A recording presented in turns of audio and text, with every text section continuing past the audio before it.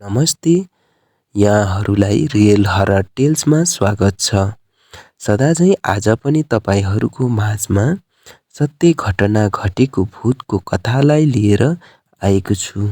सुनेर मन परेमा लाइक, कमेन्ट र सब्स्क्राइब गर्न नभुल्नुहोला ताकि सबैभन्दा पहिले मेरो भिडियो तपाईकोमा आउनेछ।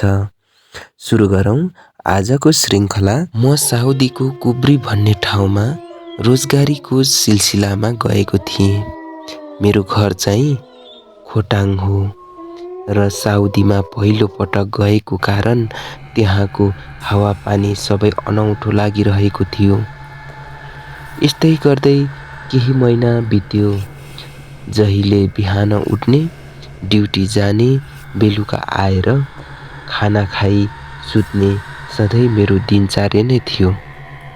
तर लगभग 2-4 महिना मात्र के भएको थियो, एक दिन मेरो जीवनमा नकारात्मक ऊर्जाले बास गर्न पुग्यो। त्यो थियो कुनै भत्केको आत्मा, भूत वा सामान्य भाषामा भन्नुपर्दा चुडेल।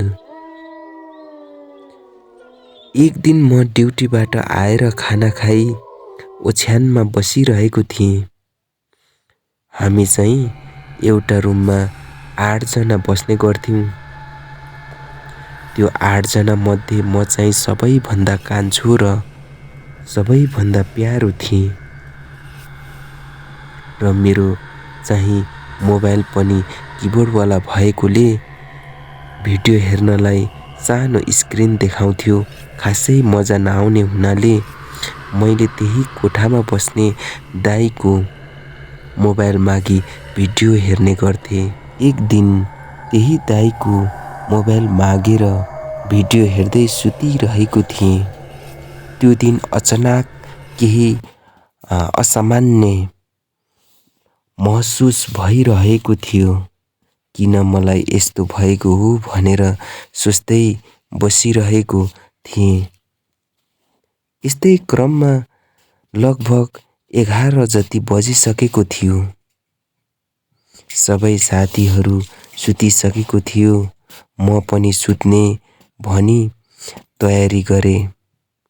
बत्ती सबै अफ गरी ओछ्यानमा पल्टेको।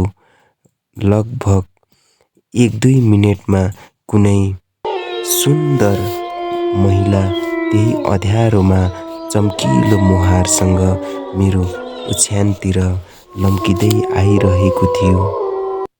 म अचम्म परे, को हो? कसरी यो केटी मेरो ओछ्यानतिर आइरहेको छ? म छक्क पर्दै थिएँ। त्यतिकैमा मलाई एकदम धेरै निन्द्रा लागे जस्तो भयो र म निदाइहालेँ। जब म निदाएँ त्यो मेरो निन्द्रा थिएन। त्यो त अलौकिक शक्ति चुडेलको नकारात्मक ऊर्जाको कारण मलाई निन्द्रा लागेको रहेछ। जब म निदाएँ त्यसपछि अनौठो रहस्यमय कुरा भयो कि आज पनि त्यो कुरालाई सम्झँदा डर लागेर आउँछ। त्यो रात मेरो जीवनमा एउटा भत्केको आत्मा चुडेल मेरो प्रेमिका बनेर आएको थियो। म सपनामा नै भए पनि त्यो केटीको सुन्दर रूपलाई देखेर धेरै खुसी थिएँ। अनजान अनि सुन्दर युवतीलाई देखेर मेरो मनमा धेरै प्रश्न उठेको थियो। तर त्यो सबै सपना नै थियो। त्यो रात मैले उसँगै बिताए। बिहान उठ्दा ती सुन्दर युवती मसँग थिएन अनि मैले सोचेँ, कस्तो सपना, कति राम्री सुन्दरी युवती।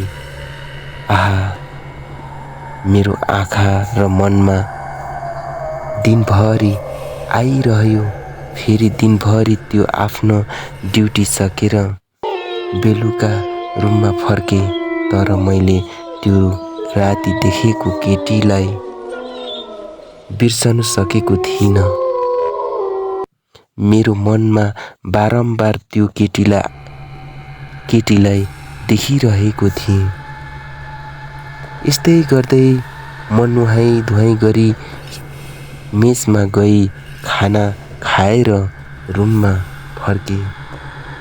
रुममा आएर मेरो बेडमा पस्दै त्यही रातिको केटीलाई सम्झँदै बसी नै रहेँ।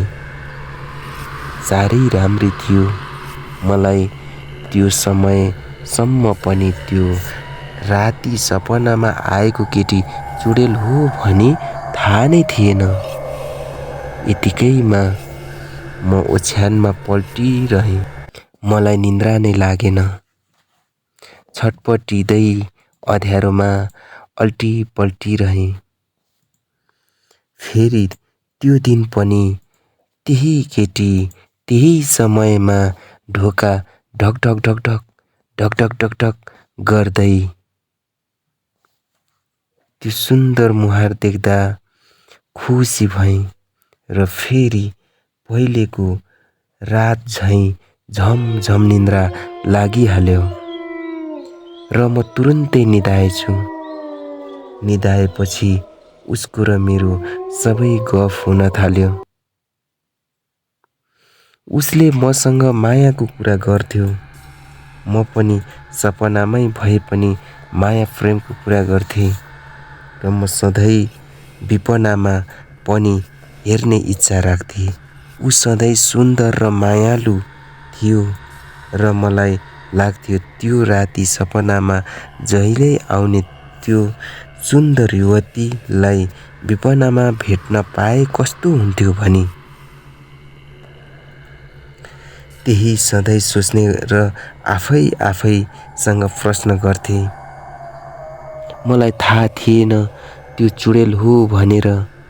ती युवती जहिल्यै एउटै समयमा आउने र आएर मिठा मिठा कुरा गर्ने। बिहान उठ्दा उसको याद बाहेक केही हुँदैन थियो मेरो मनमा। तर जहिल्यै एउटै समयमा आइरहने भएकोले कहिले 11 बज्ने हो भनी सोच्ने मेरो मन र दिमागले थालिसकेको थियो। ऊ आएपछि मेरो संसार नै अर्को हुने गर्थ्यो। म दिनदिनै उसको यादमा तडपिन थालेको थिएँ।